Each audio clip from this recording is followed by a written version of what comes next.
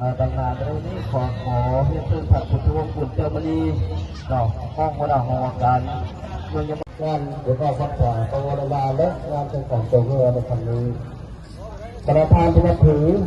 การจัดงานบุญออกพรรษาตะวันวาและสายของขันทงเมืองในครั้งนี้เป็นสิ่งโอกาสดีครั้งนี้ก็เพื่อเป็นการเป็นเสริมทางด้านประธานและที่ขับสายโคกระบืออันนี้ว่าผมทราบของเข้าที่พวกเขาได้ทดสอบของหน้าเจอตัวทางการเป็นงานที่ทำเพื่อของการนี้จะเพื่อเป็นการเพื่อทำสมาธิต่อประชาชนการต่อบ้านเมืองต่อเมืองทำเป็นการทุกรูปพัฒนาชุมชนสังคมการเมืองเป็นการเพื่อการท่องเที่ยว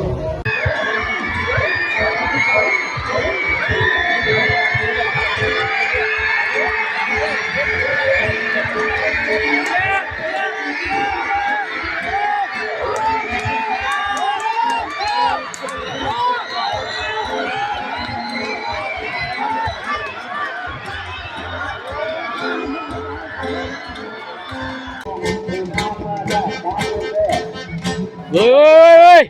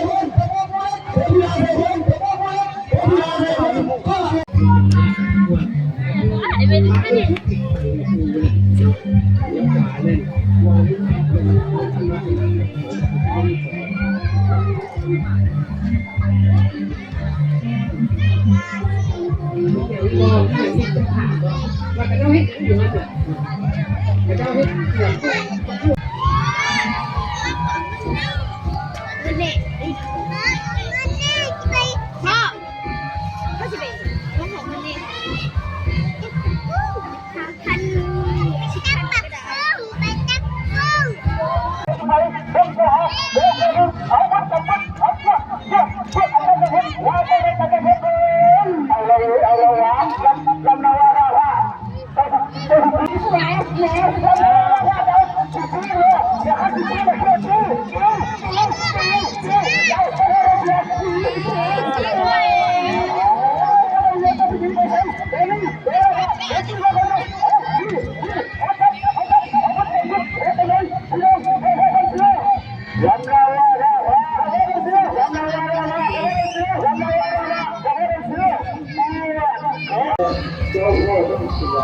เรื่องเจ้าพ่อการเรื่องเรื่องนั้นเรื่อง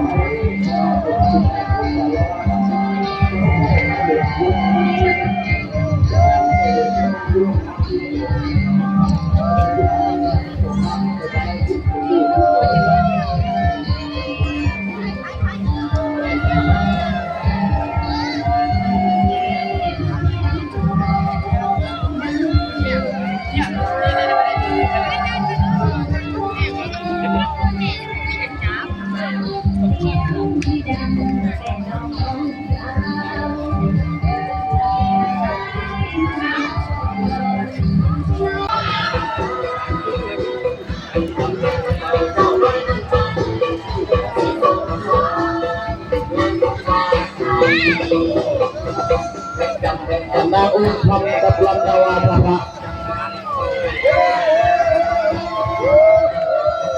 เล่ากันโหดจะแท้เนาะเสียบุญแท้เลยเนี่ย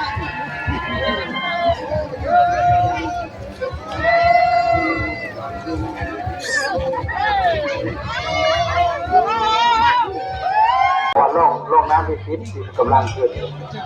เพราะเจ้าเนี่ยเราเดินทางมาจากบ้านนาคายเรานักที่เก้าเลยยังไม่ได้ขึ้นมาเลยล่องที่เก้านี่เพิ่งกำลังเราเพิ่งระเบียบคืนเกี่ยวกับที่พายอยู่จะน้อยโอ้มันเป็นยังไงโอ้อันนี้ก็เอาเลยยังโมโหเลยรอให้คณะกรรมการเพิ่งตั้งกินกัน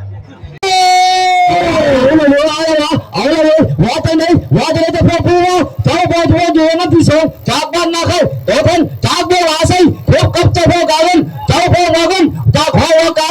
หอการมึงยังไม่ได้แต่ดีแต่เราก็คิดจะซีกันต่างคนต่างเขาต่างคนต่างซับจักรตีเอาบุตรจำบุตรเอาบุตรจำบุตรเอาแต่เจ้าเพชรเอาบาดีว่าจังไหนเจ้าพ่อการเงินปัจจุบันเจ้าพ่อการเงินกำลังขี่ขึ้นมาเจ้าพ่อการเงินกำลังขี่ขึ้นมาเจ้าพ่อหัวกำลังหนีเจ้าชูนีไปใส่ให้กำลังขึ้นไปหาเจ้าเลยโอ้ตัวเราพี่น้องเอาสับพี่น้องตอนนี้คือพี่น้องต่างคนพี่น้องต่างคนต่างคนต่างคนต่างคนต่างจี้เอาสับเอาดีเอาบุตรจำบุตรเอาจังไหนอาจารย์จำบุตรเอาเงากับเป็นตัวกันครับเอาปัจจุบันเจ้าเอาปัจจุบันนั้นน้ำหัวข้าวกำลังหนีแต่ว่าเจ้าพ่อผู้เล่นกำลังขึ้นมาแต่ว่าปัจจุบันนั้นจี้ปัจจุบันนั้นจี้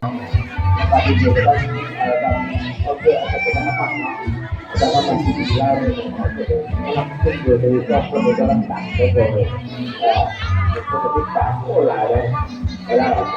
jadi untuk kan kembali itu saya sudah malah tahu,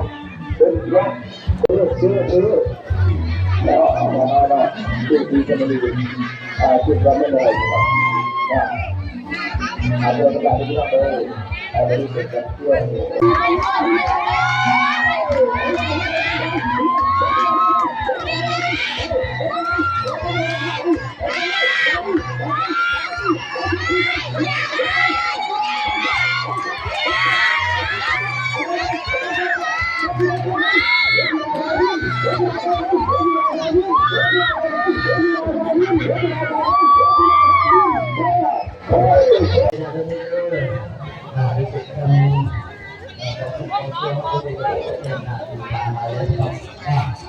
ada maksud saya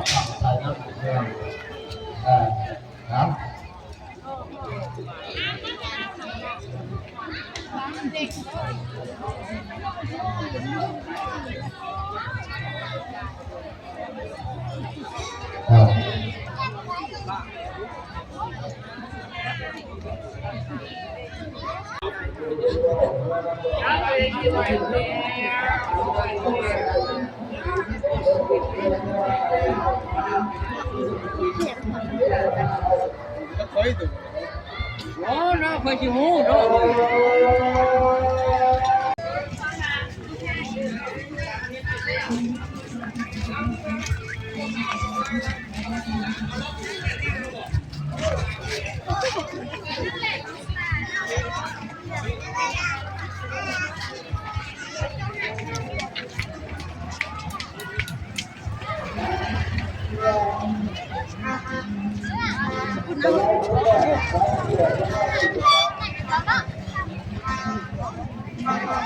Đấy, chú ở đây này.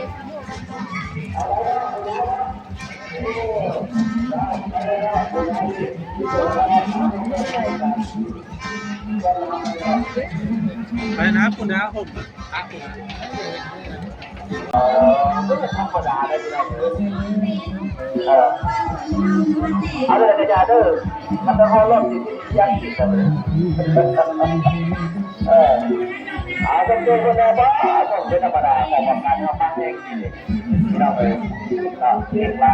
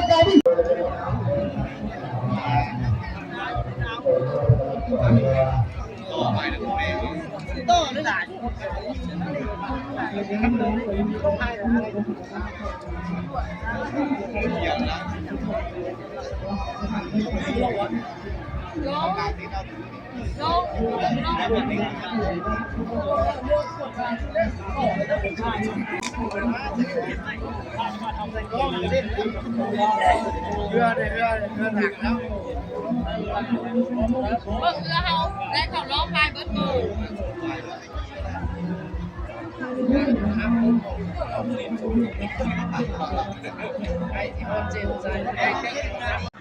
สถานที่พักรถบุญสูงเหือบ้านทพะนาโซ